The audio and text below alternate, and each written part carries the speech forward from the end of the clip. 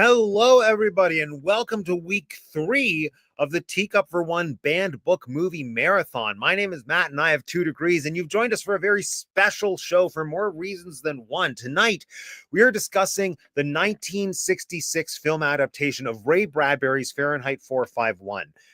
This movie and this book are largely one of the main reasons I wanted to do Banned Book Month. Not because I'm a fan. I've actually never investigated, read, or seen Fahrenheit 451, but I've been a lifelong, that's an exaggeration. I've been like a since grade 7 long fan of Ray Bradbury as a writer and his works. Like, I used to binge watch the Ray Bradbury Theater, which is kind of like companion piece in some ways to the Twilight Zone. Like, I've just always known I've loved Ray Bradbury, and I've known him for his short works, but knowing that he had a novel out there that was about book burning and this dystopian future, I was like, I'm so intrigued. And I've never gotten around to investigating Fahrenheit 451 until now. So there's a lot to discuss, and some really fun people to discuss it with. First, let's see if we have anyone in the chat. Here we go. Oh my gosh, yes, Anna knows The Veldt. That was the one that we read in grade 7 that sold me on Ray Bradbury. Yes, The Veldt. I love The Veldt. The Veldt is so good. Okay, Eliza the cat is here. She did not watch the movie. Eliza, you wouldn't like the movie. I'm telling you that right now. Sabrina the cat also did not watch the movie. But you know who did watch the movie?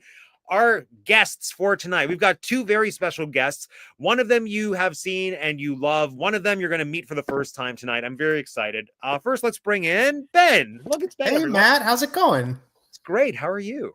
Good. It's good to be. I'm so excited to be a part of this episode in this series. I got to tune in for the Clockwork Orange episode with you and Jeanette. That was a lot of fun.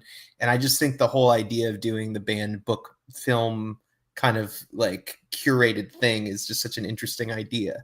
Right? Especially because we're not actually reading any of these. We're just watching the movies. We're just watching the movies. Like, we're cramming for the exam. We don't have much time. I remember in high school, I read a couple of these because you did 1984, I think, to start it, right? So I remember I did like a dystopian future high school presentation my junior year, or grade 11, as we say in Canada. I got to remember that. But I remember cramming 1984 and Clockwork Orange and Brave New World. I read them like back to back to back, and I was just full of dystopian ideas. I was been reflecting on this. In high school, they really try to hammer these dystopian novels into our young brains. They really do. Our young, impressionable minds need to have these, these ideas hammered in there for sure. Exactly. Then you go seek out the movies, and then you're watching 1984 on VHS on a Saturday morning, and then your parents walk in during the sex scenes, and it's like, what are you watching? It's like, no, it's not what you think. It's a dystopian whatever. And okay. But yeah. And then you're telling them that you love Big Brother, and they're like, oh, good job, son. And then Ben, what book are you? What book would you be? Oh, that's such a good question. What book would I be? The first book I ever read when I was like a young boy, I think I was like 4 years old, was The Giving Tree. I think it's a Shel Silverstein book. Nice. And what a great little fable. It's a children's story, but it was the first book I remember reading cover to cover. Nice. So, I think that would be a good one. Also, if we want to level it up to something more adult, maybe an Anna Karenina. I love that novel. It's a great book. Have you read Anna Karenina, Matt? It intimidates me. There's one. Oh, by the way, we'll get to it, but it's so funny when they talk about burning Tolstoy books in this movie, because it's like they're going to burn all 2 of his novels. I guess he's got some short work too, but he wrote 2 novels. But there's a line in Anna Karenina where that's from the perspective of the dog in the book. Ooh. And it's only one time, and it's like one sentence. And I guess Tolstoy was just having a little fun. And I feel like you'd appreciate that, Matt. So great book. It just like gets more and more sort of subjective as it goes, and you feel kind of delirious by the end. At least I did. So I'd be the Giving Tree, and I'd be the Giving Tree in the day, and then Anna Karenina by night. I love the jump, the very manageable prospect of memorizing The Giving Tree cover to cover, and then the very insurmountable prospect of memorizing Anna Karenina. We can start here. We can just start. We got it.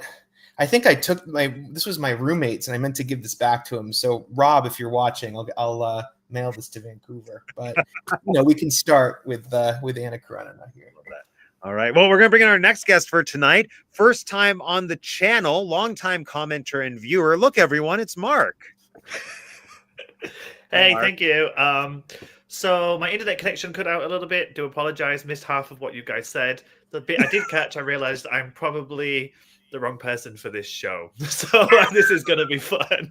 It's going to be so good. It's going to be so good, Mark. So, Mark, welcome. I guess I'm going to open with the same question for you. If you joined the ranks of the book people and it was your civic and humanitarian duty to memorize one book because it had been burned, what is the book that you would memorize?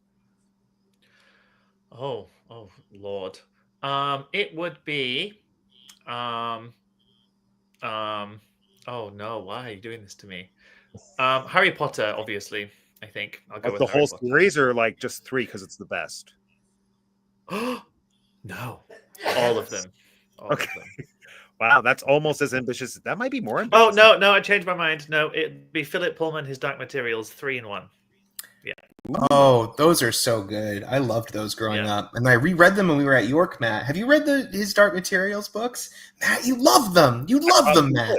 I should read them. Oh, you would. I should read them. That'd be great. I just realized we're all wearing like matching black shirts. Well we done. got all the black. He's very dystopian of us. Yeah. It is. It is. Well, So that speaking was of in the email, dystopian- right? Yes, exactly. It was all part of the plan. All right, Fahrenheit 451. So excited to discuss this with both of you. As I said in the opening, I've wanted to read it for a long time, and I still haven't. But now I've seen the movie, and I kind of know what it's all about. But had either of you read this prior to this assignment? No. Ben, did you know? I have not. I've the closest I've come to either is seeing Michael Moore's Fahrenheit 9/11 in high school, which is a altogether different proposition, you know. But I never read the Bradbury novel, and I never saw this film or the Michael B. Jordan HBO TV movie that they made. Like, apparently that's really bad. That's what I've heard. I was gonna watch it just for fun to follow this up, but they seemingly changed a lot. It's one of those things where they took the name and the core concept and then just sort of turned it into its own thing that interesting didn't have a ton to do with so kind of annoying. But anyway, something we haven't done for a while on the show that I think would be fun to do today is I would like to give both of you an opportunity to summarize what this is about in 30 seconds or less. So I'm going to give you a timer that you're not going to see. I'm just going to tell you when the timer starts. And yeah, I welcome you to summarize Fahrenheit 451 in 30 seconds or less. We'll start with Mark. Mark, your time starts now. Please tell us. Oh, it's about a dystopian future where books are banned, but then the guy has a mental breakdown. There's a hot raunchy scene in it, loads of bright colors. Things are backwards sometimes. Also, I've not slept in 25 hours, so yeah. There was a hot raunchy scene in this? Oh yeah, when she like kicks a leg around that guy's leg and throws him on the bed, I was like, yeah, girl, get it. I thought this was going to be a whole different type of movie. It was really good. I thought you meant when the lady was like letting herself get burned alive in the house. I was like, oh, interesting. Oh no, that did it for me too, but that was maybe like lower down on the scale. Yeah, that's fair. All right, Ben, it's your turn. 30 seconds. What is this about? Yeah, go. Dystopian future where knowledge is power, but knowledge is suppressed through book burning. No words to be read by anybody. But there's one man who works as a fireman and we'll talk about what the firemen do, by the way. Oh, I only have 30 seconds, but they're not firefighters. They do the opposite. And he discovers the joy of reading and the power of knowledge and understanding. And that's my summary. That's a good summary. Yeah. I mean, I think you both pretty well nailed it. It's a dystopian novel / now movie. It takes place in the not specified future. And technology has just taken over everyone's lives. All people do, like, they're slowly becoming mindless zombies. Our main character is a fireman, but he starts fires. He doesn't end them because that's the main thing in this dystopian world. And they're just taking down all the books and all the knowledge. And then eventually he's challenged by like this teenager who lives next door to him, who's played by a grown woman, even though she's supposed to be a teenager. And she's like, do you ever read the books you burn? Then he does. And it changes his life. And then, yeah. Then I didn't know she was supposed to be a teenager. That never book, she's 17. I don't think, maybe they don't say in this movie. But I have a lot to say about her. But we'll get there. We'll get there. I guess just opening thoughts. What were your thoughts on, let's say, the concept, or I guess the whole thing overall, but like the concept as well as the movie going into this with however much knowledge you had? Ben. Yeah, I'm intrigued by this concept. And I've kind of known the core concept growing up, even though I haven't read the book or seen any of these films, film adaptations. I've seen some work of Truffaut's, but I've never seen this film. I was kind of surprised to see this was his first film shot in English, and his first film, I think, shot in England. I'm guessing, but film shot in English, wasn't it? Yeah, and he had such a miserable time, but we'll talk about that. I was kind of I don't know if this movie works.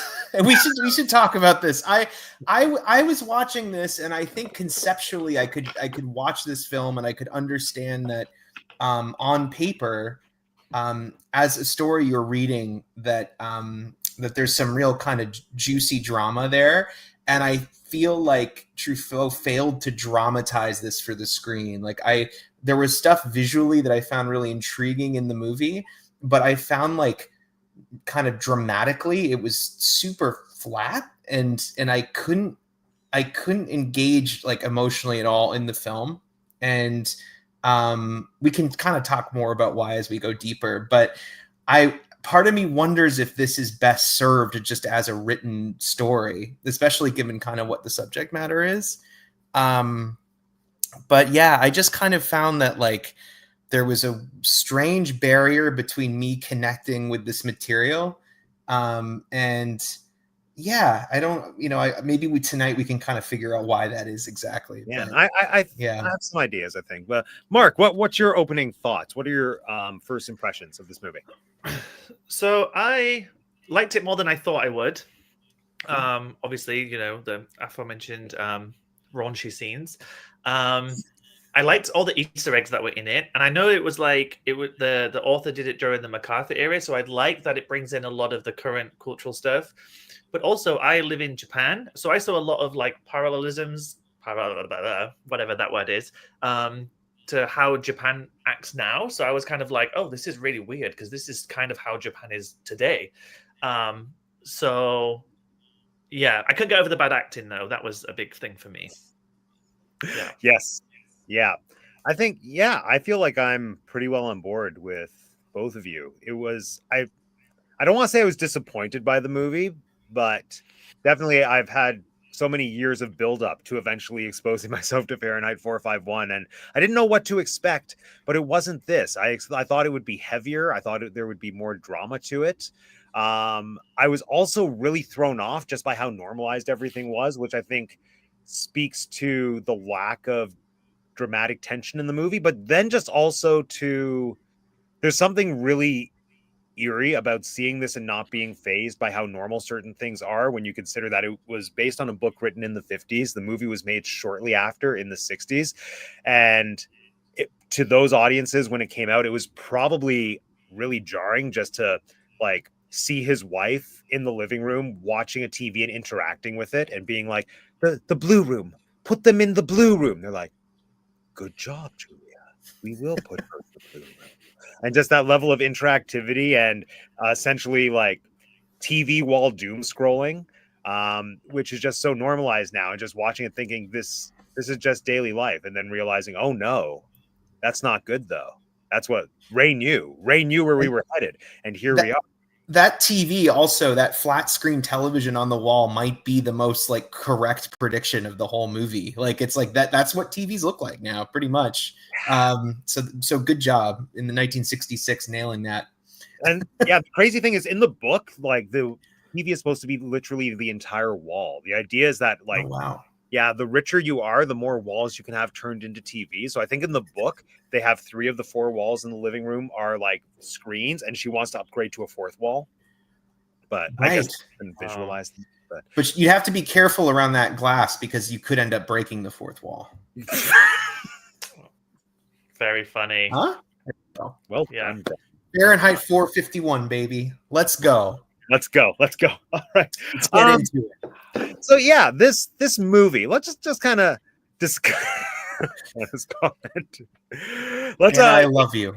yeah. Let's talk about it as a movie for a second. I think my expectations were really high, knowing who the director was and knowing that he was a big deal in the French New Wave, and knowing it was a name that was thrown around a lot in film school. And I don't remember if we watched the 400 Blows or not, but I just knew the name and was like, oh, this will be a great movie because it's an experimental filmmaker, like paired with Ray Bradbury. How can it lose? And then it kind of lost me. I do think it felt so British and so campy in some ways. Like anytime that little fire engine went and they played the music, it felt like a Charlie Chaplin movie.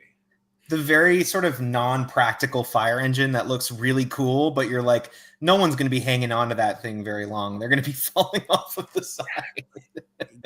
But that's a fascinating point, Matt, is that like, yeah, this is such a British film, but also such a French film. And it's like in that kind of French New Wave way where you get sometimes this very like fragmented cutting, or like there's things that kind of break the rhythm of the movie on purpose, which is what the French New Wave directors were always doing. They were always like playing with form. And you get some of that kind of playfulness in the direction, but then it's also sort of like brain breaking because they're in England and everybody's like British. And yeah, it's kind of a weird melding of the two, huh? Yeah, I think there were just so many elements that I question if it's the result of this movie just not aging well, or if it just wasn't well made at the time when it was made.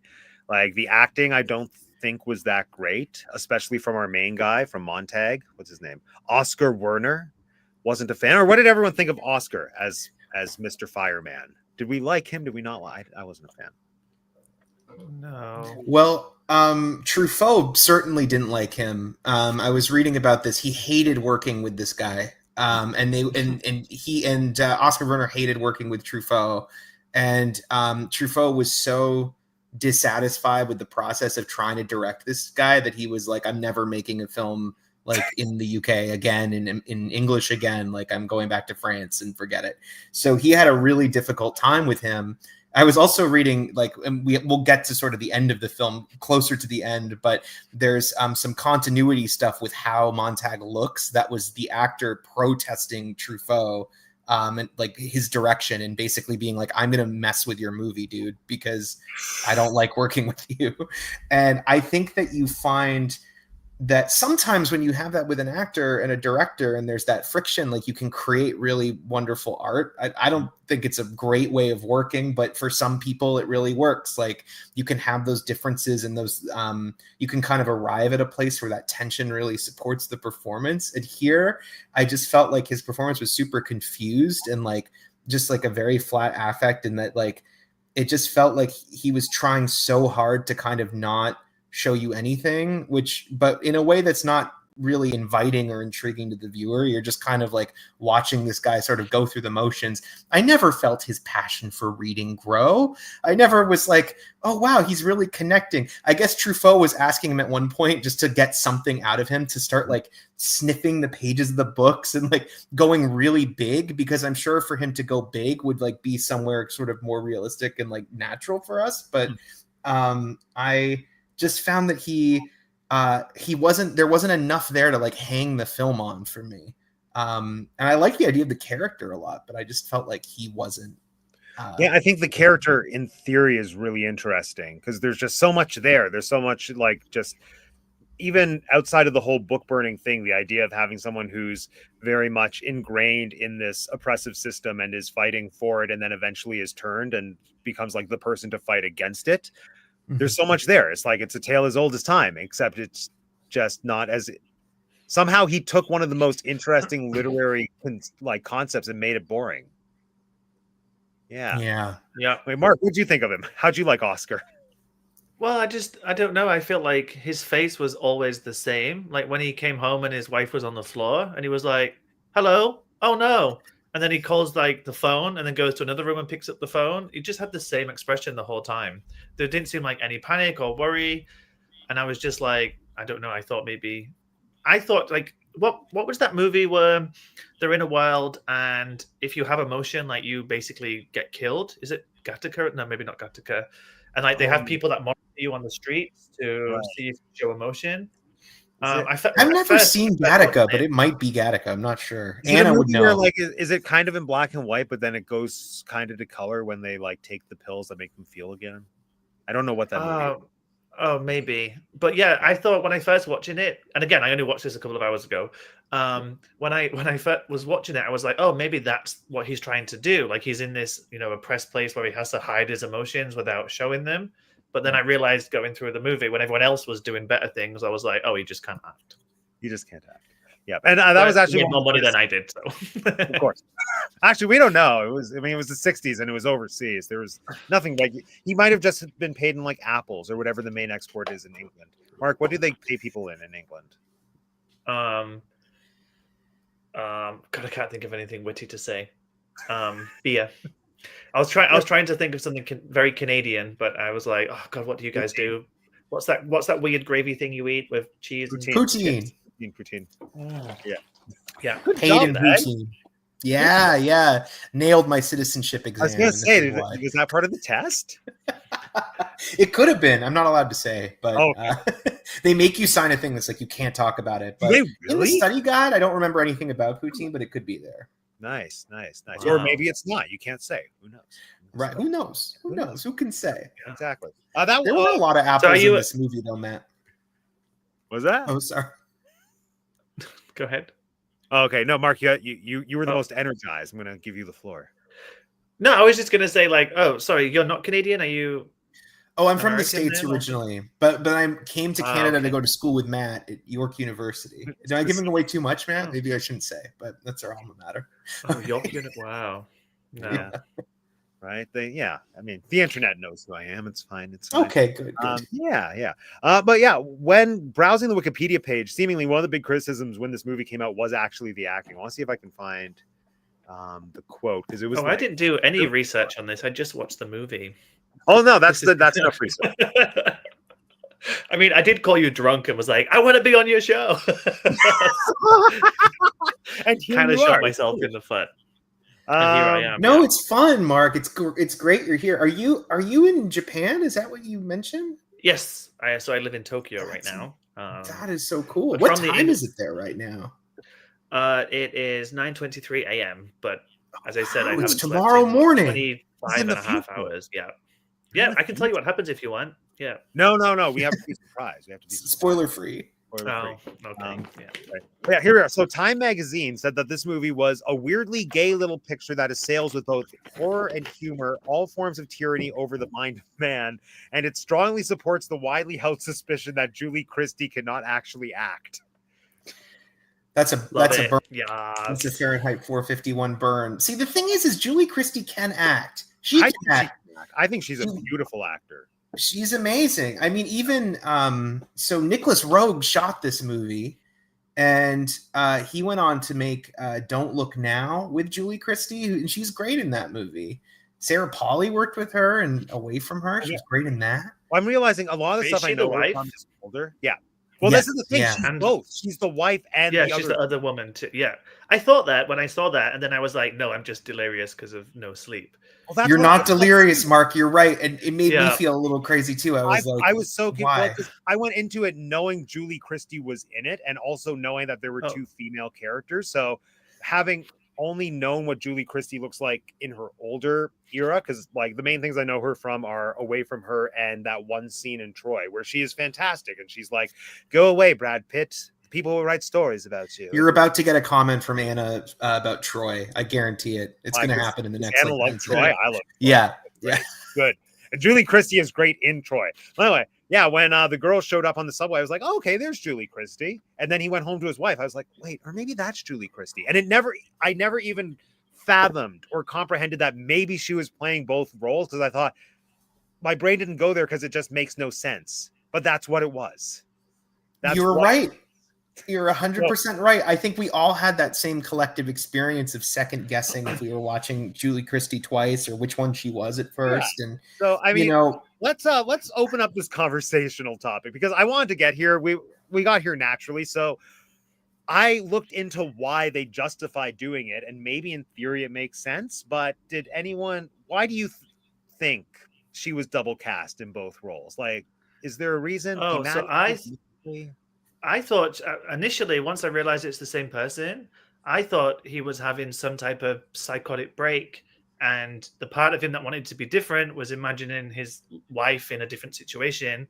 So when she's on like the bus or the train and she's being really annoying and she's like, I was told never to talk to strangers, but I told them I'm 20. Ha ha ha. I'm like, she deserves to get kidnapped for one. But also like like I just felt like because she was so opposite to his wife, maybe he was like, seeing her in the thing that he wants, which is the subconscious part of his brain. And I noticed a lot of the stuff in the film was like going backwards. Like, when the guy puts the outfit on in the beginning, it was like filmed backwards, but they played it forwards. And then I thought, maybe that's the way that. Yeah. Oh, yeah. And I thought maybe that's the way that they're showing things aren't supposed to be what you see, and things are a bit backwards, as in the whole idea of burning books is absolutely backwards and idiotic and don't do it. Yeah. I mean, it was really weird when they were going up that pole. I was like, what the hell is I was so confused. I thought initially, they must have shot this backwards, but then the rest of the movement in those takes looked so natural. Yeah. I thought maybe, I don't know. So anyway, he did something right. There we go. Ben, why did you think that Julie was two people? Like, why were there two Julies? So I did look this up because I was like, okay, in one hand, on one hand, I can try to thematically justify this. And when you have an actor playing two characters like Julie Christie is in this film, you're kind of looking for similarities. And you're like, but to me, these were two very different characters in a lot of ways. Like one was really like, had these, the sort of like curiosity of books and sort of like ignites his inner passion to read books. And then the other one is his wife, who's very sort of home and complacent and, sort of just drawn into the TV. So, I couldn't find I think that Mark's justification actually makes a lot more sense than what was like publicized, which was that, these are two sides of the same coin of living under authoritarianism. And I don't really buy that, because I also saw that he was trying to cast a bunch of different actresses for it.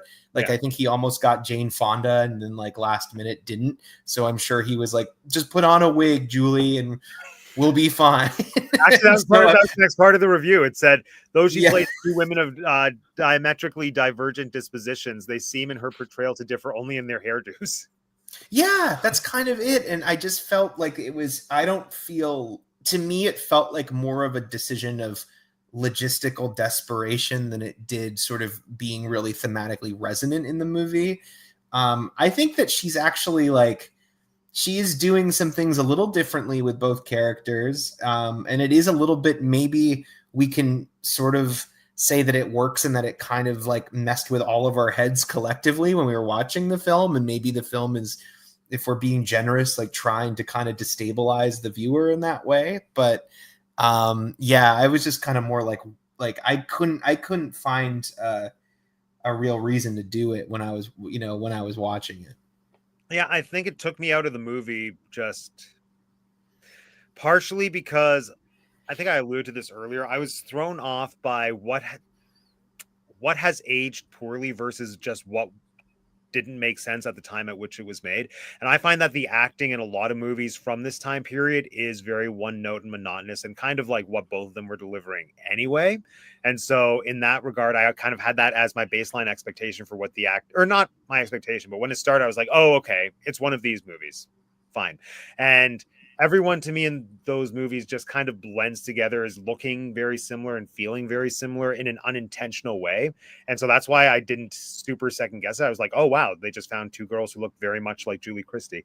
And then reading that had to do with this idea of like visualizing Ray Bradbury's idea about the dangers of conformity. It makes more sense to say it than it does to see it. I feel like if that was actually the choice, she should have played every woman character. Outside of like logistics of she obviously with the technology couldn't have played all of her friends at like the party scene or whatever, but they didn't do that. It almost makes me think of like a less successful version of in Big Fish, how Helena Bonham Carter is every single woman except for Jessica Lange's character. And then when it's addressed, she's like, well, it makes sense when you think about life the way your father does, because to him, there's only ever been two women, your mother and everyone else.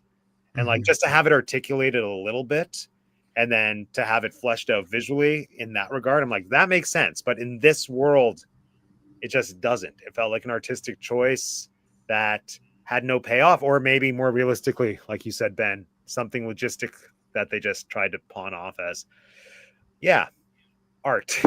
I agree with you though that if they had leaned a little more into that idea of conformity and like uniformity, you know, I think that idea of her playing like all of the women would have been really fascinating, or just like somehow pushing that idea maybe more in a visual sense of just that kind of everybody sort of feels the same. Because I think there'd definitely be room to do that. And yeah, it feels almost half committal to that idea, even though it's such a kind of driving thing. It seems like to me in the book is this idea that, yeah, everybody's like living this very sort of kind of lifestyle of conformity. Except it also feels counterintuitive because the girl, the like book loving girl, is so anti everything, like anti conform, anti everything. So to have her visualized as like the visual marker of conformity because she looks identical to this person who's totally like drank the Kool-Aid and is just watching her soap operas on her TV wall, like to me that's muddling the idea more than supporting it. Do you think so I just had an idea. Again, I'm quite delirious right now. So, you know, we meet the Genki character. Sorry, that's a Japanese word. We meet the fun character first on the bus. Yeah. And then we meet the wife, who's very like flat, and then the old lady kind of turns into his wife when she dies. So do you think it's kind of a parallel to his life? So like, you know, it starts out really fun with his wife or his ideals, they get flattened out and become monotone and he hates them, and then he finally gets rid of that by burning them and changing. I feel like there's something there that's more interesting than anything that was intentional. I feel like what you said is more interesting than what the director at the very least was getting out of it. Yeah, I'm probably just going to say a lot of random stuff. So yeah, no, it's forgive good. me. That's what it's all about. That's what it's all about. We're all saying random stuff. They would love We've all been in the fire together of Fahrenheit 451. Yeah. So speaking of double sorry, Matt. Yeah, go. No, so speaking of double actors, one thing I couldn't figure out is, do you know when they're in the park and like, I mean, the officers are just complete, I can't swear, can I? Absolute DHs.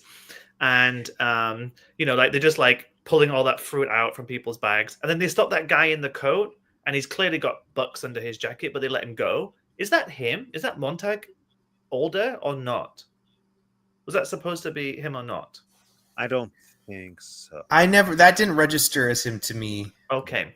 Yeah, I thought it maybe. I thought it was, because then they split the screen, right? Which kind of gave me the idea of like, because obviously when they split the screen, it cut out all the other officers too. So it gave me the idea of like, oh, they can't see, so it's a separate thing, and then it's just him. And then because they gave you that very dramatic like da da da da music, and I was like, oh, I've missed something. What have I missed? I'm like, oh my god, I rewound it a bit, and I was like, oh, I think it's him, but I don't know.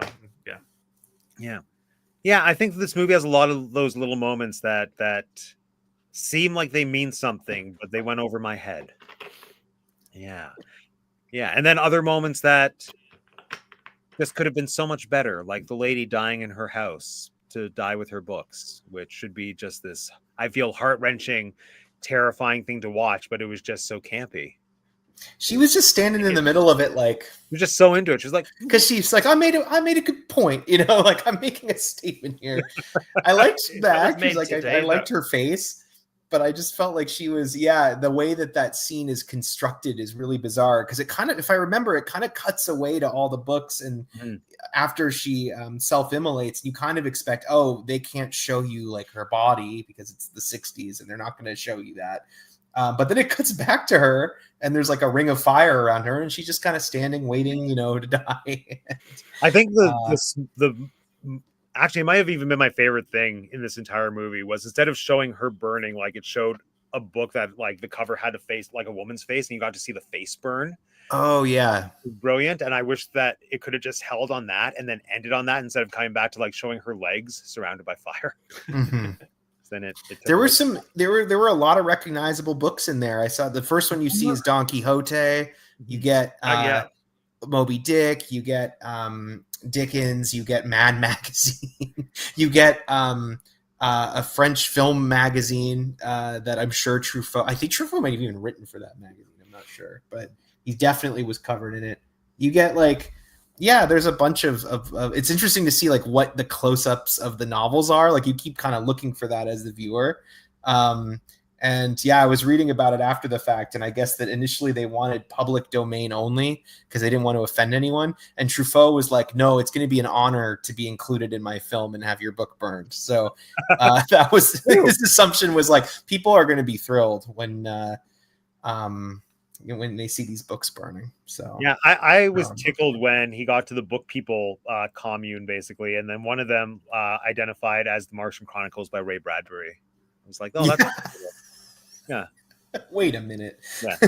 Yeah. What was that about? I remember thinking, I remember those two guys, the twins. It was like, I'm this, and then it was Pride and Prejudice. Yeah. Well, that one Pride and Prejudice. And I was like, Prejudice. I know. And I just remember being like, have I missed something? Did I nod off for 5 minutes? I don't know. That completely threw me. And then I thought maybe it's like they identify as the books because maybe that's, I don't know, the first book they ever got given as a gift, and they're like, oh, this is my identity now. Because it was all about books having a bad influence on people. So maybe, I don't know what I was thinking with that. Yeah, I think I was at an advantage and or disadvantage because I listened to a podcast on a drive the other day before watching the movie that was just like a breakdown of the book because I knew I wasn't going to have time to read the book or listen to an audiobook. So I know. And so the core idea behind where he ended up at the end is that it's a whole community of people that are going against the system. But technically they're not breaking any laws because they're not keeping books physically alive. So they've each taken the responsibility of committing one book to memory from start to finish. And so so that one day they can be transcribed again so that books can come back. One of the key differences between the book and the movie is that in the book, there is like an actual nuclear war that's happening, which I think they allude to a little bit in this movie. Like, oh, the husbands go off to war, but they come back. But it's a much bigger deal in the book because like, in what would be the third act of the movie, in the book, there's essentially this huge explosion because this book, like Fahrenheit 451, the book, was written around the time that the atomic bomb was dropped on Japan, and like there was just so much uncertainty in the world of like who's going to be next and all of that. So Bradbury was writing to that anxiety a little bit as well, and so he worked it into this book so that the people who created this community of book people were essentially creating like an insurance plan for the future because they knew that society was going to end itself eventually, and they were just waiting. They were like, eventually everything's going to be burned to the ground. So our job is just to retain as much literature as possible through our brains. And so that's why we see the scene of like the old guy on his deathbed communicating the book that he had memorized to his nephew or whatever. So the idea is that those people eventually will be able to bring literature back when it's safe to do so. But the movie, I think, didn't communicate that as well as it could have. But also we didn't have the war element, which apparently was Bradbury's idea. He told the director to cut it. He was like, don't do the war thing. It's not that important. Wow. But it also, I mean, it makes sense too as like a really like very sort of strong metaphor for not letting history die too, or narrative, like just this idea of that that we need to keep these stories alive. We need to keep telling our children these things so they can tell their children, and that these things that we know now, they can't be taken away from us if we retain them however we can, and we also repeat them to like younger generations. So yeah, the ending to me, like there was a clarity with that idea that I really liked a lot. It was sort of funny the way it was dramatized, like because we're kind of talking about in the film where everybody's kind of like, oh, I'm this book and I'm this book and I'm Pride and I'm Prejudice. And it's don't call that them to their faces because they don't like it. Right. They don't like it. We're told, but yeah, I like this notion of you can burn the physical thing, the paper, but the actual meat of it, the content of it is something that can live on for eternity, as long as people retain these stories or these histories and are told these things. So, it makes sense as sort of like the ending of the story. But yeah, it was interesting. Kind of, I don't know. I was asking myself a lot of questions by the time we had gotten there about sort of like the pacing of getting there and stuff. I don't know. We can get into it maybe more as we go through it. But yeah, I feel like we didn't spend as much time there as I would have liked or as I wanted to. It was just sort of like showing us the idea, and then that's it. Yeah. I feel like we should have been there a little longer, or gotten more of a sense of like what this place was. I think it maybe could have served the film a little bit better, but yeah. And I also kept thinking about the pressure of having to memorize like whole novels. That's a lot. That's why I was thinking, like, what would mine be? Mine would probably, less so what would mine be, and more so like what do I have close to memorized? And it's probably a play. It's probably A Midsummer Night's Dream by Shakespeare. I don't know if that would count though. Well, Othello is burned. So I feel like if they're burning Othello, A Midsummer Night's Dream is definitely up for contention in terms of burning. So I feel like, yeah, you could be A Midsummer Night's Dream. I could be A Midsummer Night's Dream society. Yeah. So let's actually talk about. Go ahead. Oh no, what were you gonna say, Mark? I was going to say, if it was about memorizing, I don't think I could actually memorize a whole book. But the movie Practical Magic, I've seen about 5,000 million gazillion times. And I just, when it's on, I just talk through the whole thing, the whole dialogue I know. So I could probably do a movie version of a book. You would be Practical Magic. I would literally. Yeah. Oh, we did Practical Magic on this show a few months ago, Mark. And really? Oh my god! What was that series, Matt? Which series? That was 90s Halloween movies. Oh, that's really good. That's my favorite movie. I talked about how much that movie scared me as a child, and this is my first time working up. Mark, we discussed this when we were on Carnival. We had this discussion. Practical Magic terrifies me. Yes, we did. And Practical Magic 2 is coming out, you guys. I'll probably be too scared to watch Practical Magic. Oh my god, what? Really? How did I not know that? They announced a sequel, Mark. It's happening. Yeah. I think it comes out next year. Focus, right? Oh, right, okay. No, look up Practical Magic 2. It's gonna blow your mind. I think Sandra Bullock's coming back. Oh, if she doesn't come back, like they both have to come back. Yeah. Who's the other one? Okay. Nicole Kidman. Right. Oh, I wonder if there'll be the ants in this one. Well, I wonder if I don't think it's a remake. I think it's the same thing, right? I think it's a sequel. So like they will maybe take on the anti-roles, but they'll be their original characters. I would hope. What was I going to say? Oh yeah. Let's talk about book burning, especially in the context of this book/movie, because the thing that really surprised me was the rationale behind book burning in this universe was not what I expected. I expected it to be more authoritarian in a 1984 sense of like, let's control how people are thinking, as opposed to, well, and it does kind of ultimately get there, but it was less of a heavy hand. And it was the way that they introduced it with this whole concept of like, individual ideas are what's dividing us. People are getting offended by this, so we have to get rid of it. Like, let's soften the blow. Let's make sure there's nothing to make people scared or to be offended by. Like if Friday and Robinson Crusoe offends this group of people, let's get rid of it. If like this offends Jewish folks, let's get rid of this. And then it's really interesting to me that around the time that character was giving that speech, which I actually feel like that speech is one of the stronger points of this whole movie. I think it's one of the only parts that's like really well acted, decently directed, and like just good overall. But I found it so interesting that the book he held up at like almost as the button or the period was the Hitler book, was Mein Kampf. And I think out of all the books, and even before he showed it, when I was hearing that, and they discussed that idea on the podcast I was listening to as well. Mein Kampf, is that how you pronounce it? I'm just going to keep saying it that way. You got it. Yeah. Yeah. Sweet. I mean, well, no, but is yeah. That right? Yeah. So that was the book that came to my mind, was if we were to get rid of something that is, let's say, harmful or potentially offensive, I think like that's a strong front runner. But then my thought was, do I want to live in a world where you don't have access to that? And like right away, my thought was no, because that's what you need. You need to, you don't erase the history. You learn from the history. Anyway, what was everyone's thoughts on how book burning and the rationale behind it was presented in this universe. Was it what you expected? Was it the reverse of what you expected? Because for me, it was the reverse. It surprised me.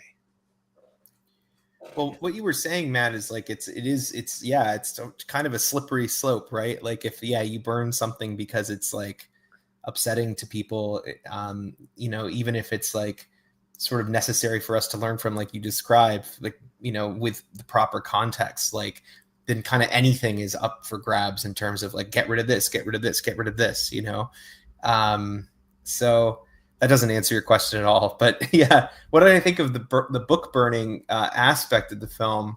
Yeah, I kind of agree with you, or I thought it was just going to be like totally like, I was interested to see sort of how it was justified. I was kind of expecting almost zero justification. Like I almost thought it was just going to be like, this is the world we live in. This is just no longer allowed. We just don't want people to think for themselves or develop their own ideas or, form sort of communion based on different ideas that they're reading. But what's interesting, like part of the thing that threw me off with it too, is that technically there are still newspapers in the world, but there's just no text on. Yeah, it's just images. Yeah, it's like drawn. It's like the comic section is like the entire newspaper. So, and I was like, well, that doesn't really make any sense because people will still develop ideas based on imagery. Images are powerful in and of themselves and convey ideas very similarly to, when we read a word, we formulate an idea. So I was like, oh, I'm surprised there's still like this is fine. I guess you can read the textless comics in a newspaper and that's okay. So that kind of complicated like my understanding of sort of the rationale behind the book burning in the story. But yeah, it was to me, it made sense as a justification for how these people might do it, but it didn't make sense to me at all as an actual justification, if that makes sense. Like there's no telling people, oh, we don't want people to read books because they'll read about people's lives and then they won't like their own lives in comparison. I'm like, I don't know. You need more than that. But I could buy it as a rationale for sort of like this totalitarian, society that is trying to like spout some sort of propaganda as to why they'd be doing such a thing. So yeah, I feel like that's where there was a disconnect for me, was that it wasn't as clear to me what the end game necessarily was. Like I think I understand what Ray Bradbury was getting at conceptually, but like it wasn't as distinct for me as say in 1984, where the Big Brother folks have a very clear goal, which is just to essentially eliminate the capacity for free will and like just control people in that regard. Whereas here it just seemed, I don't know, sloppier, I suppose. Well, so like for example, like the Great Book Ben in Hitler days, if you were found with this kind of material, you were dragged off and tortured and killed. But in this movie, you weren't. And I thought that because they didn't, like, they just took the books from people and burnt them, and they didn't take them off and torture them or anything. That gave me a different view of thinking, okay, so they're not angry at people for having this information, but what they're worried about people having this kind of fear. So I thought it was kind of a subtle nod to like the idea is that they're scared of this idea as opposed to it being something that they're trying to control. Ooh, okay. Yeah, I don't know. Yeah, again, don't know if I'm articulating that very well. And if only I had books to read about it. Yeah, but so here's a question, by the way. So, how long in the film have they not had the books for? That's the question I had too, because right. Especially what threw me off was when he started reading David Copperfield to his wife's friends, and the one started freaking out. She was like, "I forgot about all that." Yeah. There was something that happened within their lifetimes. It also connected to this other question I had, which was, how are all of them able to read? How do they have the skill set to look at words and know what they mean? Like, clearly these are people who were educated on reading, and then within their lifetime, this happened, and they're all seemingly okay with it. So I feel like there are a lot of interesting questions there. Yeah. And there's no, I know it's like, obviously throughout the entire film, there's no everything's numbers, right? Apart from when he's reading the book, and also when he's in the doctor's office and the eye test is on the wall, and then you see the letters on there, and I was like, oh, I wonder why that's letters and not Right. Not like little images, like cat. not images. Or so in Japan, by the way, they do circles, which is really weird. So they have a circle that has a hole in that. They don't do letters, so they have circles with holes, and they have different sizes, and then you have to tell them, they'll point to a line and you have to be like up, down, left, right, right, left. Huh. That's how I would they treat it. fail. I didn't know that. I would fail that. Yeah. Yeah, Yeah. yeah, probably. I kind of want to take that test now. I do too. It's really simple. It does, well, I'm the only one wearing glasses, so that's how I know I would fail. What was I going to say? Oh, yeah. What do you think we're meant to take away from this, from Fahrenheit 451, either the book or the movie? And furthermore, why do you think this is a book that has been banned IRL in real life? I looked it up. I know the reason, but what do you think there is within this material that would Stop cause cheating. I know, sorry. What do you think there is that would cause like school groups and PTAs and whatever to be like, no, the children can't read this? Well, I mean, nowadays with the American climate, I have no idea, because they're banning everything just because, I don't know, like a guy looked at a guy, oh my God, kids can't read this. From that book, I don't know. I have no idea. Maybe because I have no idea. No. If you'd have told me to do research, Matthew, and not watch the movie, which I only watched a few hours ago, I would have been a bit better at this. Self-fulfilling prophecy. They were like, we got to put this into action. I know. I can't imagine, having not read the actual material and seeing the film. To me, the film is so, it's kind of a bloodless movie. I don't mean that necessarily in a literal sense. I just mean that there's not a lot of, to me, it doesn't push that many buttons, or it doesn't even feel, I'm trying to think about, in the time in the mid 60s and like the response to that sort of McCarthyism that was happening. And like, there's like, I guess the undercurrent of it could feel maybe threatening to like the kinds of people that like really are trying to kind of keep, sort of thought limited. But I can't imagine why schools would ban the book. I don't know. Maybe that's short-sighted of me, but I don't see a valid reason for it at all. Yeah. One thing that I've discovered in the last 3 weeks of doing this and looking into reasons why all these books were banned, the reasons are usually really boring and not nearly as interesting as I thought they would be.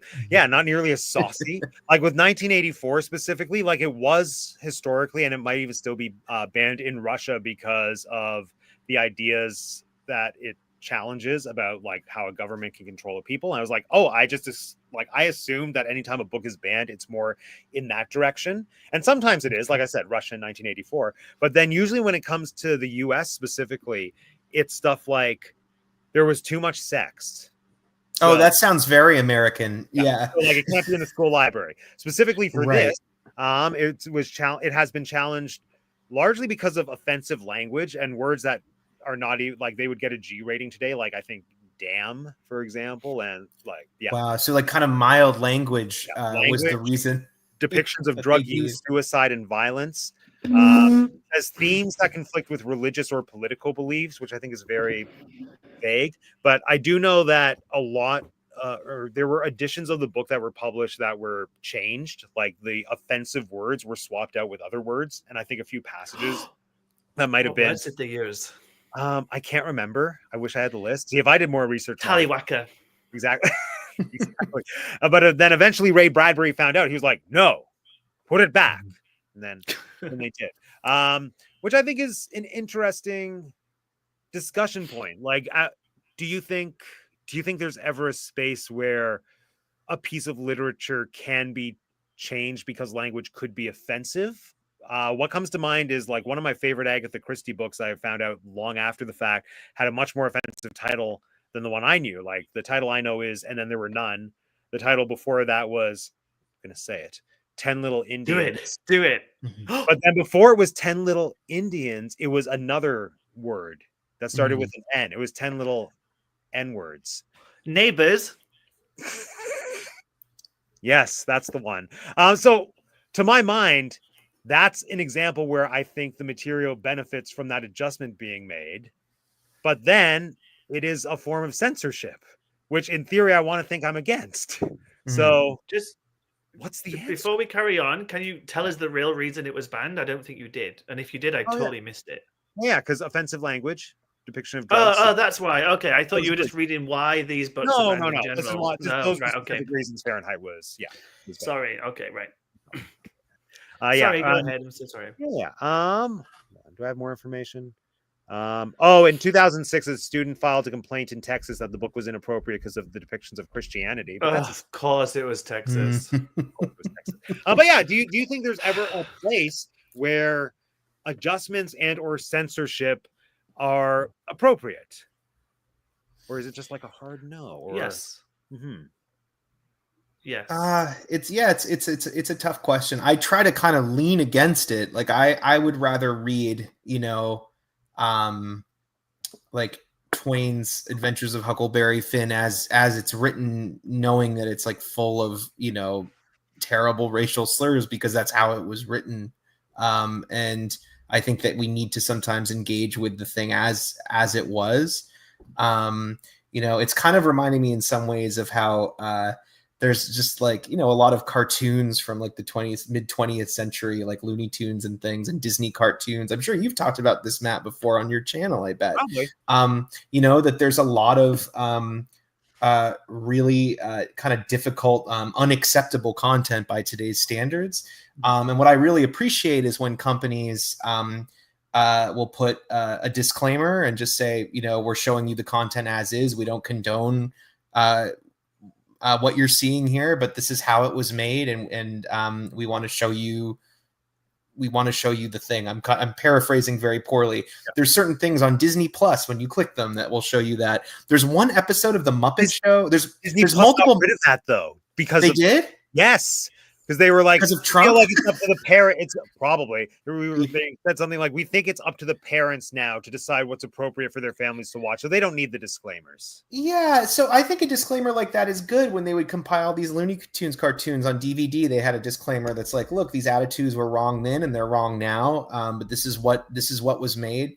There's one Muppet Show episode, Matt. I'm going to try to remember. It might be with the lead singer of Blondie, Debbie. Oh my God, why am I blanking? Anyway, she hosts a Muppet episode, and it's like, no, what's that? Debbie Reynolds from Singing. No. But there was one. I'm going off on an awful tangent now, but I watched the whole thing and I couldn't clock exactly what it was in that episode. And then other ones, Debbie Harry. Thank you, Anna. It's Debbie Harry hosts a Muppet Show episode. I also just messaged that in the internal chat. Oh, wonderful! Thank you both. My mind just blanked completely. But yeah, I watched that and I was like, oh, I couldn't. And then some of them, it's like, oh, there's Johnny Cash with a Confederate flag behind him, and you get it. So it's that's all to say that, generally I try to, I feel like it's valuable to see the thing as it was created. And I think sometimes that kind of censorship can be, it feels like it's kind of limiting in terms of us really engaging with something as it was. But then at the same time, what you brought up, Matt, is a title. And titles are tricky, right? Because the title is the thing on the front of the book. Mm-hmm. So you're engaging with that, whether you want to or not, because you're seeing a title. So I can, like, I'm saying all of that, and then maybe hypocritically also saying that, that, I understand to a degree why maybe a title might be changed. So I don't know. It's a tough one. There's not really a good definitive answer, I feel like, that I have for that. But this is something that I struggled with, and gave a lot of thought to around this time last year, because I was doing a video which I have now since censored on my channel. No one can see it. I privatized it because I got too many angry comments. What channel? What video was it? I can send you the link. So basically, it was a deep dive into the banned Disney movie, self-banned Song of the South. Does everyone know about Song of the South? Yes. I hate Disney, you know this. Yes, it's true. So Song of the South is the movie that gave us Zippity Doodah. Yeah, and that movie has notoriously been like held in the Disney vault for years, and Disney has pretty well said that they're never going to release it. And so I did a deep dive into the history surrounding the source material for Song of the South, which has to do with like basically slave tales pertaining to animal characters, but then they were appropriated by a white author who like notated them and made a lot of money off of them, and it was a whole thing. And that also kind of ties into the lost cause narratives, which were the stories that people who were very like pro slavery, well, maybe that's too much of a blanket term, but very pro like what's the word I'm looking for, confederacy, to say like life before abolition wasn't that bad. Look, they were workers, they were treated well, we were all happy-go-lucky on the plantations. And so they wrote these stories to kind of create this idealized version of the past, essentially using media to rewrite history so that that would be what people thought of when they look back, as opposed to the reality, which was also documented, because there are like literal slave narratives where enslaved people would either write down their biographies or they would notate them to people. And like you, when you examine those, you get the very harsh realities of like the like horrible like mental as well as physical torture that they went through. And so you kind of have these two things grappling with each other throughout history. And so with Song of the South, eventually Disney, like Walt, decided to make this movie because as a child he was exposed to those lost cause narratives where he was like, the South was a great place in the past, and like, look how beautiful it is, everyone's happy, so I want to make a happy-go-lucky movie about that. And thus he kind of contributed to this ongoing legacy of media perpetuating a false narrative about the past. And so sort of where I decided I stood on this issue, and this is where I came to last year, and I still kind of feel this right now. I feel like this is a case where the censorship of that movie is a wise choice, because even though in broad terms I do agree with let's have work available as it was originally distributed as a historical record of the time in which it was created and the views, at the same time you have to consider that new generations are just going to watch a movie because it's available as entertainment. Like kids are going to watch a Disney cartoon with expectations of it being fun family entertainment, and they're not going to like read the disclaimer. They're not going to have the conversations with their parents about how it's not an accurate representation of the past. And then that is in turn going to shape how they view American history. And it just layers in all these things that eventually will have to be unlearned going forward. So under circumstances like that, I feel like maybe there is, under certain cases, I don't know, a reason to examine withholding things, but then it, like you said, Ben, it's a slippery slope, because that gets us to Fahrenheit 451. Because if it offends somebody, then we have to get rid of it. So I don't know. It is a tricky thing, and I love that you're kind of it's actually there's a lot to kind of like bring these things together of what you're describing with Song of the South and then this film that we watched. It's because yeah, it in some ways it really doesn't. There's some works of art that they're kind of fascinating to look at from a standpoint of removal and going, okay, so this is what people were making at the time, and this was deemed acceptable, or this was the narrative that someone was trying to kind of share with us, or, with people back then. Mm-hmm. And there's some arguments to be made of, for sure, of like, is it more, is there value in having this thing out there? I'm thinking of a couple things. Like Stephen King wrote a book, I think it's called Rage, which is one of his earliest novels or novellas, and it's about a school shooter. And I think he wrote it in the 70s, and he decided to take that book out of circulation himself. He said, I don't see merit in having this book published anymore. And I don't think that I don't need readers reading this novel that I wrote. That's sort of an unusual case of someone saying, I'm taking this thing that was in circulation and I'm personally removing it. And then I'm also thinking about, there's a festival that happens in Rochester every year called the Nitrate Film Festival. And they show old movies on nitrate film, which became people stopped showing it because it was very flammable. And they do every year this sort of blind screening of a film where they don't tell. I think they call it a blind date screening. I could be getting this wrong, but they were like, we're gonna, every year we show a film, and we're not gonna tell you what it is. And they showed a film this year that was made as Nazi propaganda, and it wasn't contextualized at all. They were just kind of like, we're going to show you this movie, here you go. And they sort of made people sit with it, and they didn't let anyone know like that's what they were going to be watching. Mm-hmm. And there was a lot of pushback after, and it was very understandable, because it was like, when you're dealing with things that can be seen, works of art that can be seen as harmful in that way, that you should definitely offer up some context. This is a kind of another tangent, but I'm trying to wrap it all around. So yeah, it's, when it comes to Song of the South, Matt, I think what you're saying is very valid in that, is this a film that really needs to be seen by many people anymore? Now I realize I'm opening up the can of worms that maybe you tried to walk away from. But what I think is interesting though about it though too is like, it also feels kind of like Disney is with that film very actively kind of trying to sort of sweep it under the rug and go like, no, like just forget about it. And I question that idea.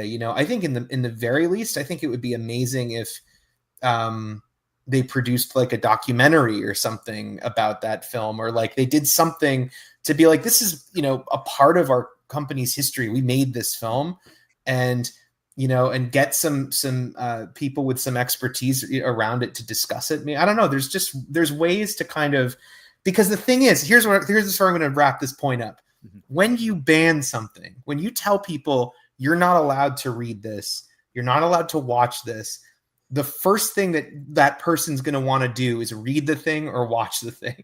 So when you know that there's a thing out there that you're told is banned, all it does is just sort of heighten this like anticipation of like, well, what's in there? What is it? And it creates more of sort of a fervor around, whatever that material is. And so maybe the healthiest thing is to kind of, in the very least, sort of acknowledge it and try to contextualize. But at the same time, I don't disagree with what you're saying either. So it's a tough one, but it's a fascinating conversation. Yeah. I think with Song of the South, I'm remembering now, one of the points that I came back around to was I think it sits where it should, because Disney, even though they've distanced themselves from it, they haven't sent their lawyers out on the people who are selling illegal copies of it. And like, this is the thing. If you want to watch Song of the South, it's not that hard. Like, you can find it really easily online in its entirety with like a Google search. If you want to buy a physical copy, there are, what's the word I'm looking for? Basically, there are pro-Confederate like bootleg. shops. There are pro-Confederate shops in the States that sell bootleg copies. So wow. I feel like it's available in capacities that, yes, make you question, why do I have to go to these lengths to watch the thing? And I think just by putting people in a position to make that extra step makes a big difference in self-education, which is why I think like Song of the South sits in a weird but appropriate place for what it is. I think that's a completely valid argument. I was also shocked to learn that it was showing in theaters like as recently as the 80s. Like, I had no idea, but I play sometimes the box office game online, which is where you guess the top 5 movies of a given weekend. And sometimes you'll see a movie that's like been out for, it will say like 1,000 weeks, which means, okay, this is a re-release, and they're just counting every week since it first opened. And I'll be guessing Disney movies every time. And I'm like, sometimes it's Snow White, sometimes it's Pinocchio. And then I remember one year in like the late 80s, it was Song of the South. And I was like, I can't believe that they put that in theaters as recently as like they built a ride in the 90s celebrating it. So was Splash Mountain built in the 90s? See, I didn't know this. This is fascinating. Yes. And that was, I've been on Splash Mountain, but I didn't know what it was. I was like, I had no idea what, and I think a lot of kids don't when they ride that ride. Wait, I went to Disney once recently. I went on Splash Mountain. Yeah, it still exists in Japan as Splash Mountain. Interesting. So, wow. Okay. Yeah. Ray Bradbury was right. Somehow I'm going to say he Yeah. predicted all of this. He did. Ray knew. Also, Anna made a good point about Agatha Christie as well earlier. That Thank you, Anna. title came from nursery rhyme. Yeah, that's the thing. Context. Context is all of it. Yeah. Mark, you were going to say something? Yeah, no. So I mean, so when you started the question, you said like, should we censor stuff? Like, I do think there's a level of things that we have to do to protect, like, children, for example. Like, do I think an 11-year-old child should be playing the Manhunt game that we physically murder people and rip them apart? No. But I also think like the way Germany handled things after the war, like they basically banned you doing all sorts of stuff, but they never got rid of it from the records. It's still in a museum, and they teach about it. And I think when you try to erase something, you're just going to end up repeating it. We need to kind of know, like, this is what it was, this is why it's changed. Because in order to grow, you need to see each step of the way, right? So, we were here, but then we got to here, and this changed to here. But if there's this huge gap, then you're just like, well, I don't understand what's happened. So that was my point. Yeah, no, I agree. I think erasure is never the answer. But then it also, I think a counter argument that I'm not going to make, but others would probably make is, oh, well, then what about all the people who are like taking down the statues and or changing the name of Dundas Square or the name of Ryerson University? And I feel like my retort to that is I think there's a difference between erasing history and sensationalizing or celebrating people who don't deserve to be celebrated. Like, I think changing the name, say, of, I guess for context, Mark, there's a university in Toronto that used to be called Ryerson, but then it came out that the guy was named after, I think he had active involvement in the residential schools. I think that's what it was. Basically, he was not a good person, and a lot of, I think, children had a bad time, died because of him. And so they changed the name of the university, and people still complain about it. Like a certain type of person, they'll be like, I'm calling it Ryerson because that's what it was when I graduated. It's like, you can't erase history. And my retort to that is always, it's not erasing history, it's just not glorifying a person who doesn't deserve to be glorified. Like, everyone will still have access to who this person was, and if anything, now it's we have more information because information is key. Yeah, and things evolve. I really hate this. Like, language always evolves, context always evolves, and I think, I always meet people who are a little bit stubborn, like, well, back in my day it was this, and at some points I want to argue with them, but I'm also like, you're 75, you're going to be gone in 2 years, so I'll just let you live in that little world. Did I say something funny? No, you just said something. It's fine. Okay, so then, so like at what point do you just argue that? I'm like, you're not harming anybody. Like, just have that little vision for a bit.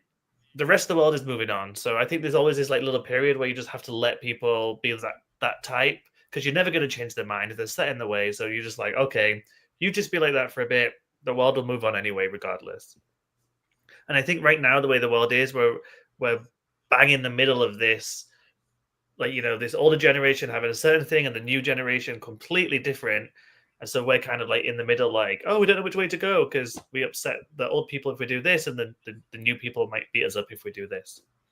Yeah, no, I think that's an interesting point, that we are kind of at a middle ground where it feels like there's a mentality of traditionalism, let's say, of like things used to be a certain way, and like there's value to that, and then there's pitfalls that come with that. But then I also feel like there are pitfalls to going so far in the other direction, where, say, you're trying so hard not to offend people that in essence that is also leading to censorship.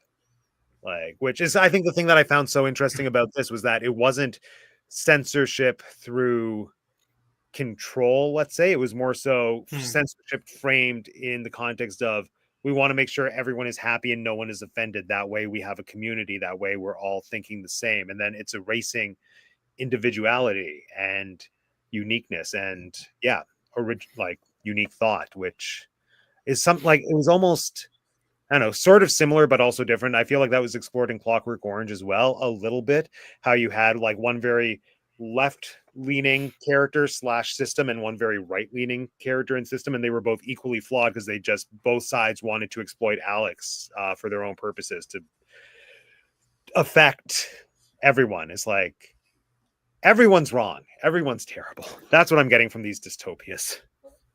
Yes. You know what's sort of different about this dystopia, or at least how it functions in the story, is that it arrives at quite an optimistic place. And that's so unusual, I feel like, for dystopian narratives. Like 1984, you know, pretty dark. Any Orwellian thing you read is going to kind of end with that like gut punch of a last line. Mm-hmm. And then Clockwork Orange is sort of it's sort of darkly funny, but there's not a lot of like hope in it. It's just kind of like at least the film, although and you guys might have talked about this a little bit, but the novel has a very different sort of approach to where it lands with that character in that book. But yeah, Fahrenheit 451 ends with this kind of like feeling of that, these books will live on through these people, and that this knowledge will be spread through these people and it will continue through them. And it's a very sort of hopeful, optimistic note for a dystopian story. And so that actually kind of surprised me, because most of the time they land very pessimistically, I feel like. Yeah. Ray gave us hope. Ray gave us hope. And I haven't read a lot of Ray Bradbury, if any. I'm trying to remember, maybe in school, but read The Veldt. The Veldt. If you're familiar, because you said you're a Bradbury fan, right? Like, you like to think I am, but also I feel like I don't know that much. But go on. But the stuff that you remember, like, does it usually does he land, would you say, more optimistically or pessimistically about the fate of the world? It's kind of both. I feel like, and this reverberates in this as well, I almost feel like, to speak in broad strokes, he's optimistic about people and pessimistic about technology. Mm-hmm. I know he said that when it comes to Fahrenheit 451, it was less about book burning and more about technology ruining the world. About like his main thing, he was really mostly concerned with like the wife and how she's representative of the future of people just like watching their TV walls, and like that's not thinking for themselves. They're just constantly being distracted from anything that's real and tangible and anything that's like unique to encouraging individualism and individual thought by conformity via the screens. The Veldt is very much, thinking back to the Veldt, 100% that theme explored as well, because the whole idea is that there's this magical technological nursery that these kids have been raised with, where they can go into this room and anything that they want, the room will bring to life. And so the parents are concerned because the kids have just totally withdrawn from them emotionally, and all they want to do is spend their time in this nursery. And then eventually they get the computer nursery lion to kill their parents, and that's how it ends. So when it comes to technology, he's like, no. But then when it comes to people and like the human heart, he's like, yes. Great answer. Okay, very good. Yeah, he's Halloween Tree is a really beautiful one from what I remember. I think I might have read Halloween Tree. That's super familiar. I've read some very short stories of his in school, but I'm trying to even remember which ones. Yeah, no, one short story that I don't think I've read, but I saw like the short film adaptation. It's about this girl who, like, it's in the future and humans have habitated Venus. So like they live on Venus. And so she's an exchange student who like grew up on Earth. She's probably 8 or 9. And so she's like starting her new school on Venus, and all the other kids were born and raised on Venus. The thing with Venus is because of its rotation, like they don't see the sun very often. I think it's like once every 3 or 4 years. And so the girl from Earth misses the sun so much. And then on like the one day that they get to see the sun for like 5 minutes or whatever, she's bullied by the other kids in her class. And then they lock her in a closet as a joke, but then the sun comes out and like they all run outside to see the sun and they forget about her until the sun has set. And then they realize, oh no, she's in the closet. And then they let her out, and like she missed her chance to see the sun again for probably 20 some odd years. And then it's really sad. Wow. Yeah. Yeah. No, I feel like he functions better with shorts. I think he's really good with concepts that have so much potential just within the idea, more so than characters. And I feel like he's not great with character development. That's just the instinct I have. I don't know if I'm right. Yeah. This movie definitely wasn't great with character development. I saw a quote. I don't know if it was a quote from him or about him, but it had to do with the fact that he wasn't really, with at least with this story, trying to predict a future. He was trying to be kind of preventionist about it, right? That he's trying to warn people about the route we're going down, as opposed to saying, oh, this is what things are going to be like. And so I think in that sense he's pretty successful. But in terms of like when I was watching it, I was kind of like watching, when you're watching dystopian fiction that's from a long time ago, and now is, you're in your moment, and you're trying to see, well, what is reality and what isn't now.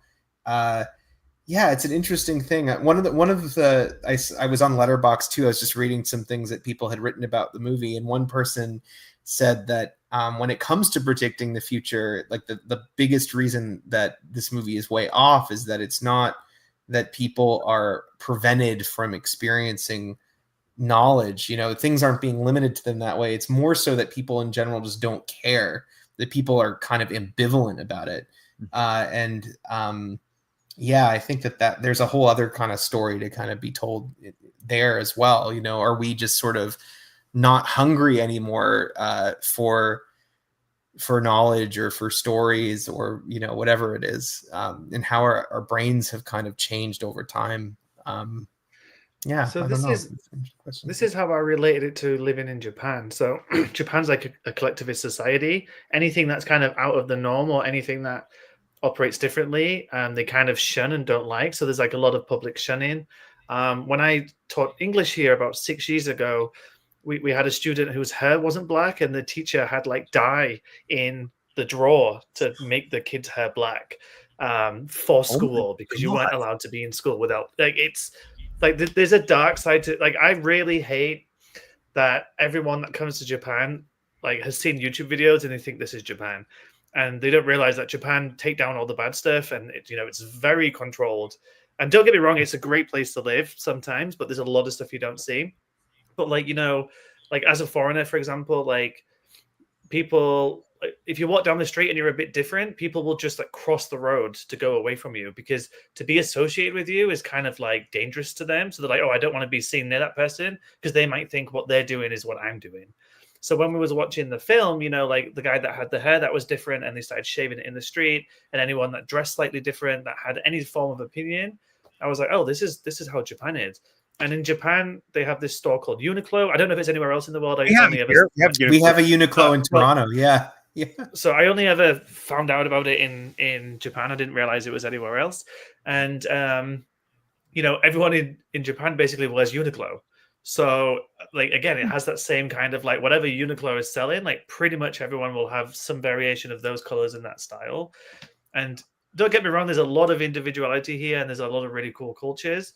But the majority of Japan is very much like the movie. And so when I was watching it, I was like, oh, this is weird. The fact that I could still relate to it nowadays. And your channel's probably going to get cancelled now because of me, Matt. So you're welcome. We've said far more things on this show. Don't worry. I mean, you might get canceled now that there's a record on the internet of you saying those things about Japan, but... Well, that's one of the reasons I stopped doing my Japanese channel, because, I had that dealing with the police, and they basically forced me not to put the video online. And then I was like, do you know what? I'm not promoting a country that just basically wants me to do. Yeah. So anyway, we divert. Let's go back to... This is a powder keg of a YouTube channel that's running right here. Like the hottest button issues. It's all coming. Exactly. One day it's Funko Pops. The next day it's authoritarian regimes. That's right. Of everything at Teacup for One. That's right. Exactly. Yeah. But this is one of the things that I've found is like a running theme with these books and movies, and it's part of the reason I wanted to have this be the theme of the channel was I saw a TikTok of an English teacher. I mentioned this like either last week or the week before, and she said that she had just retired, but something that she did for her whole 20-ish years of her career was she would do an assignment where she would break the kids up into groups, or she would have them self-assign themselves, because they, I think over the course of their term, read 1984, Brave New World, Handmaid's Tale, and maybe this, and they had to decide which one they thought was most likely to happen in real life. And then it evolved over the course of her career to just become more so like, which one is the closest to where we are now? And the reality was like they're basically all now. Like just very Oh, intrigued. wow. We are living all of them to some degree right now. Yeah, It's nice and depressing, isn't it? it is. I'm excited to talk about Handmaid's Tale next week. You're doing the movie, right? You're not doing the series. You're doing like the kind of steamy movie. I It's haven't a seen it. steamy movie with Natasha Richardson from the 90s. Yeah, I've only ever seen amazing. the clip with Don French. So I've seen nothing, so I'm excited because Don, you know Don French and Saunders, right? The British Oh comedians. yeah, yes, yeah. Yeah. So they had a handmaiden sketch, like a comedy skit, which was Oh, funny. From what I gather, I don't really get it. Someone gets impregnated a lot or something, I think. And now watch the clip; it's really funny. French Yeah, and Saunders. from what I remember, the basic concept is that it's like in the near future, and most women are infertile, and Yes. the ones who are able to give birth are forced to become handmaidens so that they can essentially be a surrogate for rich women and for rich families. And so they're kind of like adopted by rich families, and bad stuff happens, I assume. I'll find out next week. Yeah. Yeah. Cool. Yay, what a fun world we're living in. What a fun. Oh, there. Oh, you sent us a link. Nice. Anyway, I did. I didn't come up with the game for tonight because I haven't done one the last 2 weeks, and I forgot that was the thing I used to Oh. do on the show. So, What Matt, types can of games did you do? oh, oh, they sorry, were always sorry, Dan. different. They were always different. Yeah.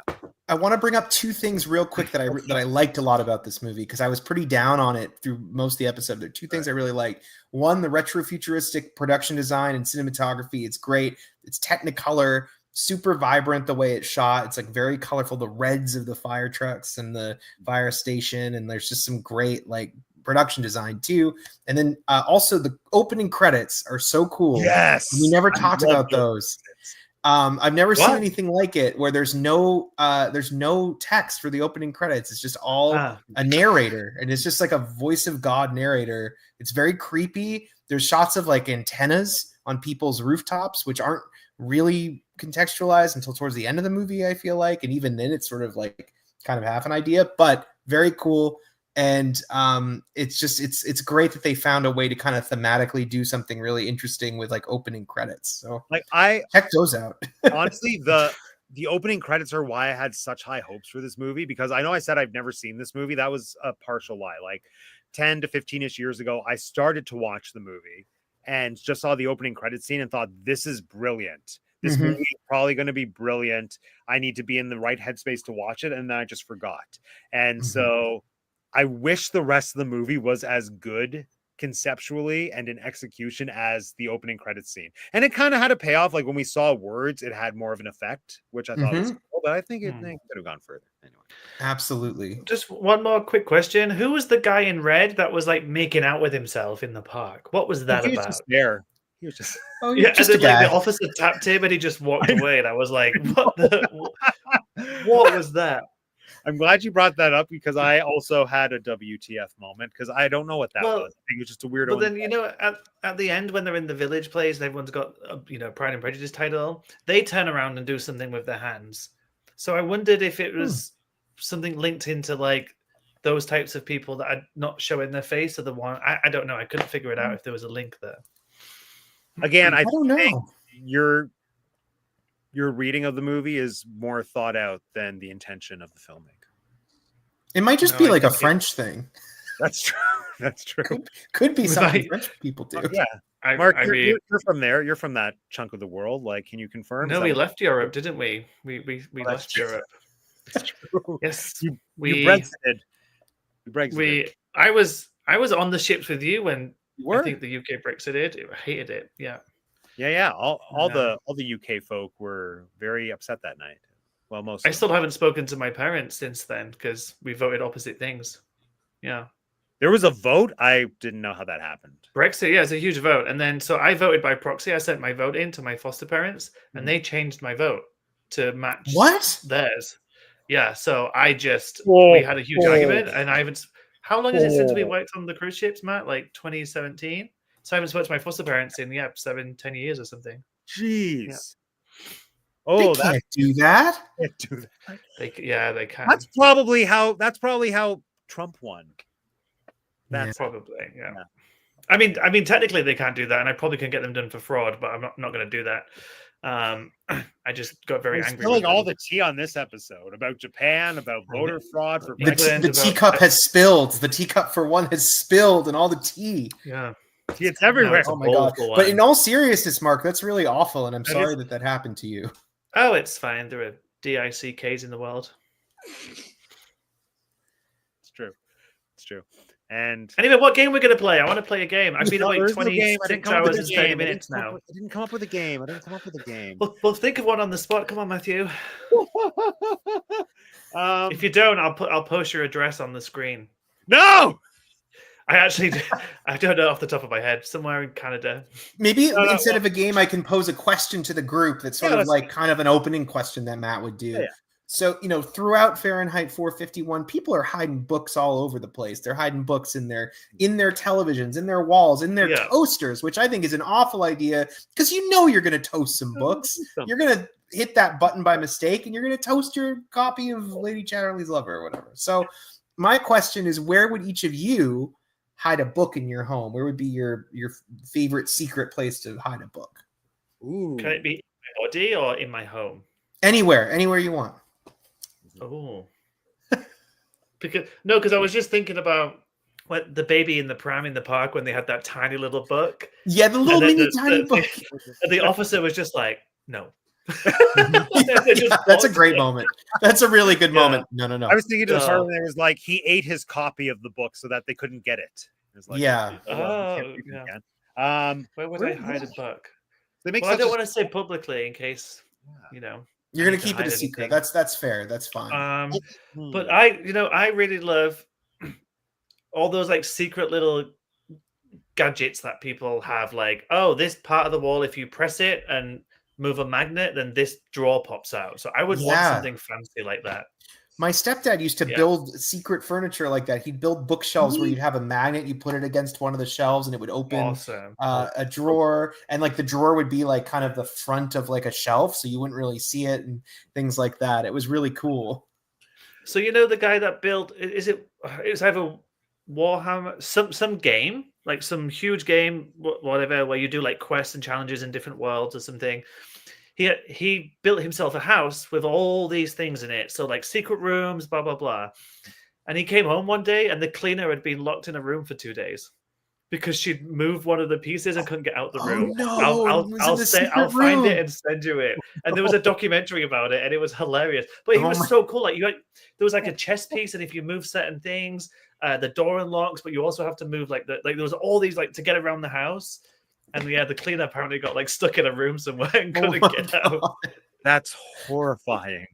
That is horrifying. I'd fill But my it's mattress flashbacks to with Tomb Raider books. days. See, I Oh, feel that's like this good. movie did such a good point of showing us that they know all the hiding spots. So I don't know. Yeah, It's that's true. I It's feel hard like, to yeah, outsmart them. like but- in a door. That's what I'm thinking. I feel Mhm. like I would hollow out a spot in a door. I would try to make it really inconvenient. That's the thing. Not so much that they don't know to think, like they don't think to look there, but they it would don't just be too annoying to have to get them. Yeah, Yeah. yeah. Like all the I like, would- we saw them hidden. They were in places that were easy to get to, like break the vase or like turn Mhm. around the whiskey cabinet, but make it hard. That was pretty cool. The TV one confused me a bit when like he was doing something in the TV, then the whole thing came off and it was just full of Yeah. books. Yeah, it was all I was in like, what a there. waste of a good TV. I'd rather watch TV than read the book, especially if the acting was that bad. No, and so I'm trying to think where I'd do it. Yeah, I don't know all the. I used to watch a lot of CSI growing up, so I feel like I know all these places that police would look. How about you? You Mm. haven't mentioned yet, Ben. Where would you, apart from the mattress? Oh yeah, mattress was my answer. I don't know because I feel like my mattress is like, I feel like it needs more firmness, and I feel like books could kind of provide that. Yeah, hard. And there's like a lot of room in there if you cut it open. I'm trying to think of like another sort of clever place. I don't know, maybe a crock pot or something might be good. Maybe. Put them in a crock pot. I don't know. Yeah. And you could put a fake layer of soup on top so they don't realize. Yeah, that you it's can make a actually- fake stew and you just have, I don't know. Yeah, It's- yeah. Alphabet soup. That's where it comes from. Well, yeah, What if maybe this that movie is. ended with the invention of alphabet soup? I bet it did. It's like I we bet it can't did. write Wait, books one anymore, second. but He's stirring a soup and there's letters and it's like, oh, and then they can like communicate that way. And then that's how they have to like transcribe Anna Karenina. Right? Exactly. Yeah. Oh, soups alphabet and soup. stews. Alphabet soup was invented in 1867. So before... What? That's been around a long time. I know. They had the technology to make little pasta letters in the 1800s. I mean, I don't want to blow your mind, but you know what a cookie cutter is, right? It's a very, very simple piece of technology. I was just almost revolutionary. I was imagining a bunch of like little Italian women, like nonas, just sitting and then like handcrafting the letters and then putting Strega nonas. Yeah. With their pastas. Exactly. Yeah, I mean that's probably how it started, to be fair, when you think about it.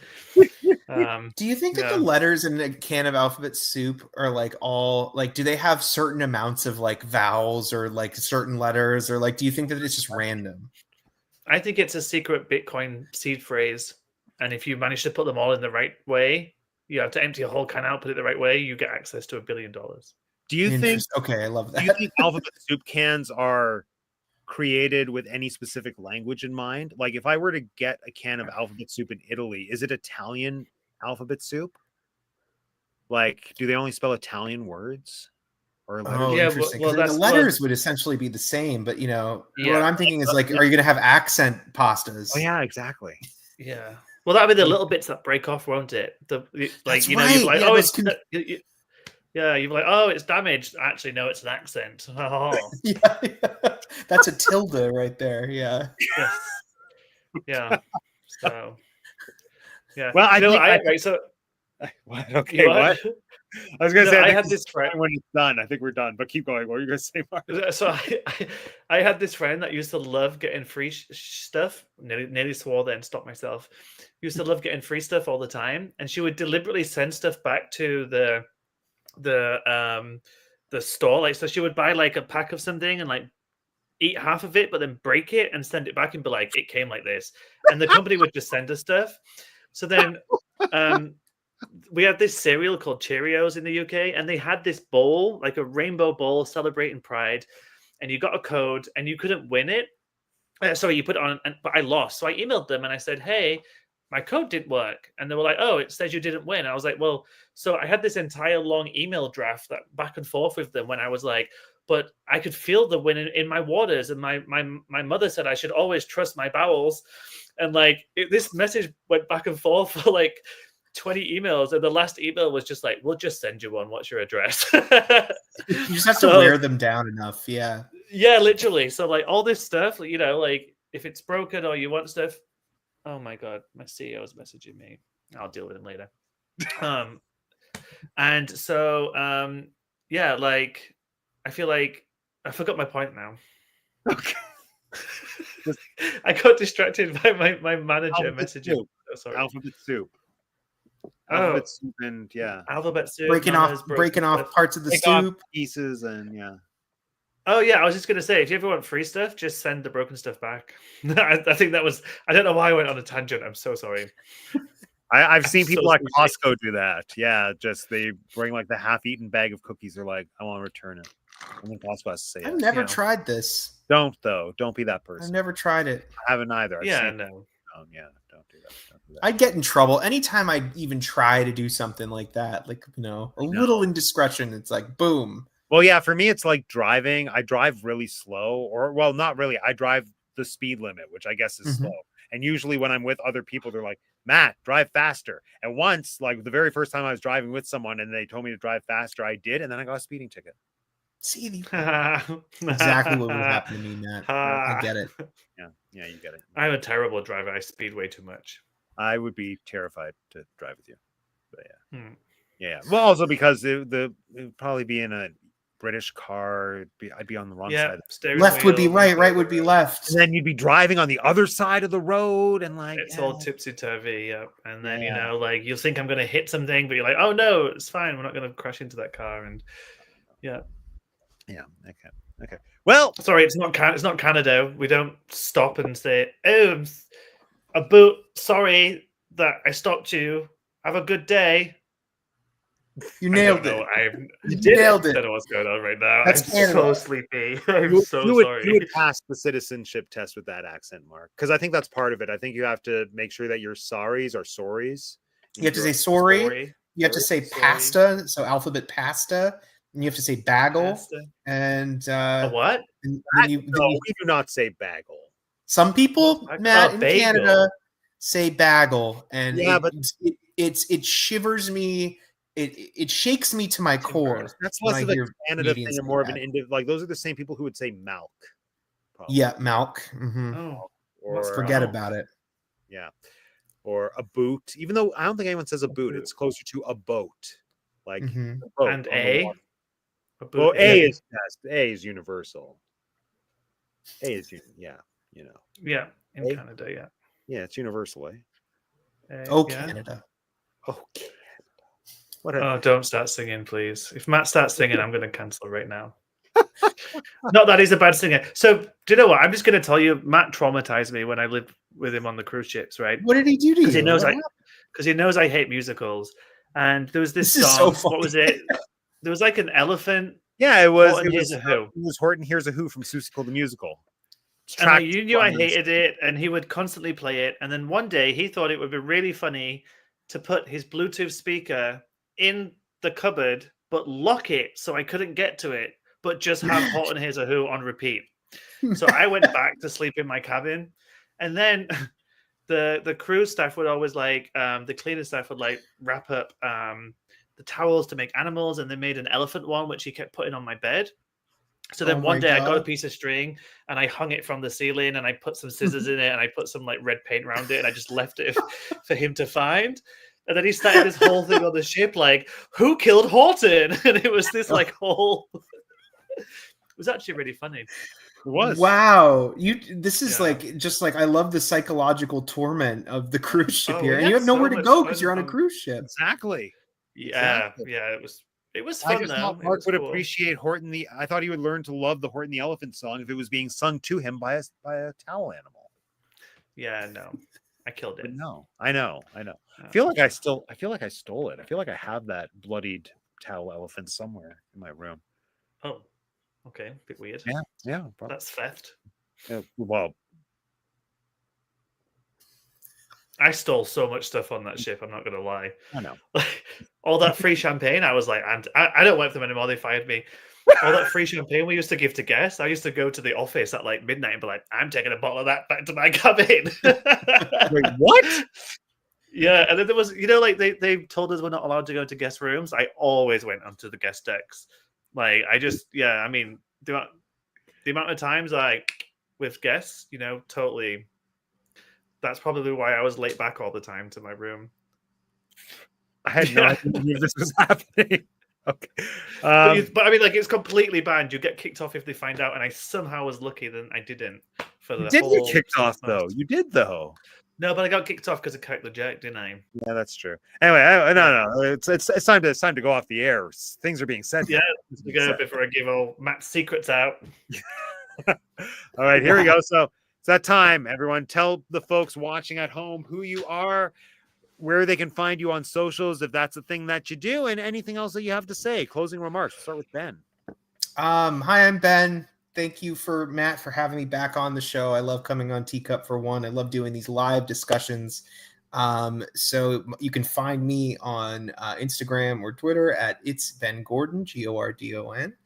I got nothing to plug, but maybe I'll be back for the next series, whatever it might be. So good to see you all again, and you guys have a great night. You as well. Mark, it's your turn. Hi, I'm Mark. Bye, I'm Mark. I mean, it's fun. You can find me on socials, Web3 with Mark, but I do mainly crypto and AI podcasts, so I'm not as fun on those. But you can probably find me on Matt's channel again if you so wish. And if you ever come to Japan, you can hunt me down. That's it. I don't know what I hate. I don't know what else to say, Matt. It was great. Thank you, Mark. Always a pleasure. Until next time. Arigatou gozaimasu. Konnichiwa. Okay. Yeah, and if you're watching, this is my channel. My name is Matt, 2 Degrees. Join us next week when we wrap up our banned book month with The Handmaid's Tale, but not the revolutionary, apparently great TV show, the reportedly very bad, I think, made for TV movie, because that's easier to sit through just time wise than 5 seasons of TV show. So anyway, Handmaid's Tale is next week, and then next month it's probably going to be Superman. Do. So mostly because I've never seen I haven't seen like any of the Christopher Reeve Superman movies. I really want to. So that's probably next month, but we'll see. Anyway, thanks for joining, everyone. Until next time, Matt out. How do you end this?